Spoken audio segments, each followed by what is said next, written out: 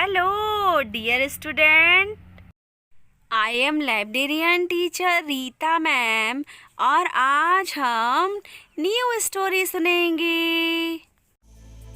Hello dear all, welcome to our channel Smart Indian Model School. Smart Indian Model School present Smart Indian EduFun classes. EduFun online classes includes course studies of playgroup to class 12, emotional and communication skills, happiness classes and DIY activities.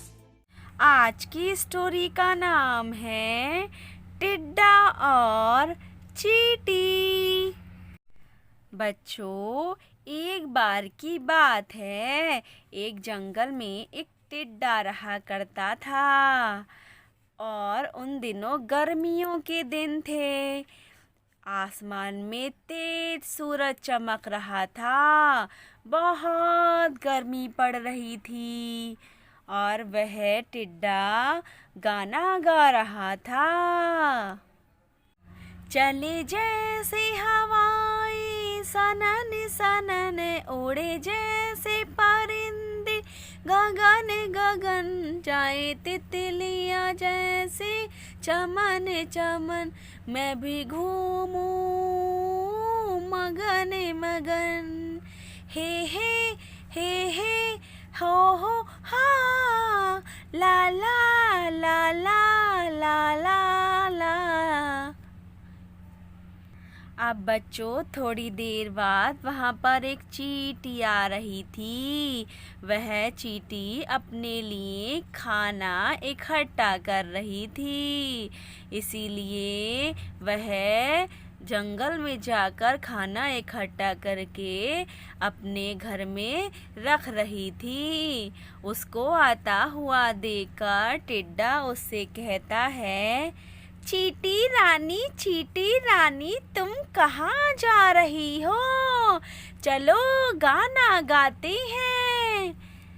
नहीं, मैं ना खाना इकट्ठा कर रही हूँ, सर्दियाँ आने वाली हैं, तुम ही गाना गाओ।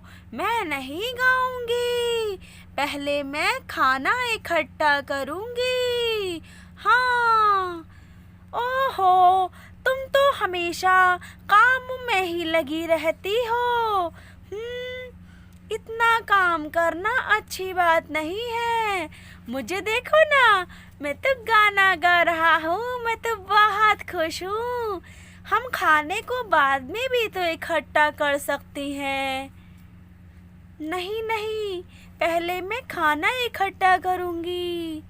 इतना कहते ही वह चींटी वहाँ से चली जाती है और वह टिड्डा गाना गाता है। चले जैसे हवाएं सनन सनन, उड़े जैसे परिंदे गगन गगन, जाऊं मैं भी घूमूं मगन मगन। हो ला ला ला ला ला ला ला ला ला ला ला ला। अब बच्चों, कुछ दिनों के बाद सर्दी का मौसम आ जाता है और जिसकी वजह से टिड्डे को बहुत सर्दी लगती है और उसके पास खाने के लिए कुछ भी नहीं होता। वे तो ठंड की वजह से ठिठुरता ही जा रहा था। वहीं दूसरी ओर जो चींटी जो थी, वे अपने घर में आराम से रह रही थी। उसे खाने पीने की कोई भी कमी नहीं थी, क्योंकि बच्चों उसने समय रहते ही अपना काम पूरा जो किया था, अपने लिए भोजन जो इकट्ठा किया था। उसके पास अब टिड्डा आकर बोलता है, चींटी रानी, मुझे ना बहुत तेज ठंड लग रही है, क्या मुझे थोड़ा भोजन दोगी? क्यों टिड्डे भाई, तुमने अपने लिए खाना क्यों नहीं इकट्ठा किया? मैं तो तुम्हें पहले से ही बता रही थी कि भोजन इकट्ठा कर लो। सर्दी में भोजन इकट्ठा करना बहुत मुश्किल भरा काम होता है। अगर तुमने समय रहते ही यह सब कर लिया होता तो आज तुम्हें इन मुसीबत का सामना नहीं करना पड़ता। तुम सही कह रही हो। चलो अब मुझे मेरे लिए थोड़ा खाना लाकर दे दो बहन। मैं तुम्हारा एहसान नहीं भूलूंगा।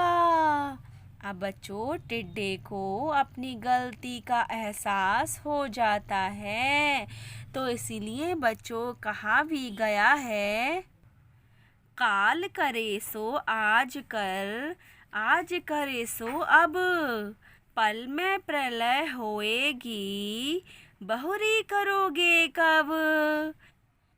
इसका मतलब होता है कि जो काम हमें कल करना है उसे हमें आज ही कर लेना चाहिए, और जो काम हमें आज है वो हमें अभी ही कर लेना चाहिए। अब क्या पता पल में प्रलय हो या कुछ हो, है ना, तो हम वो काम कब करेंगे।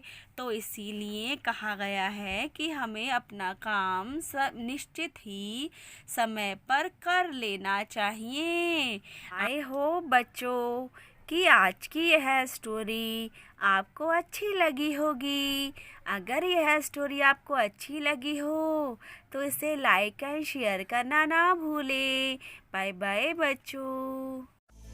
यदि आपको हमारा वीडियो अच्छा लगा हो तो आगे की वीडियो की नोटिफिकेशन प्राप्त करने के लिए कृपया बेल बटन दबाएं और चैनल सब्सक्राइब करना ना भूलें। Please subscribe our channel of Edufun classes.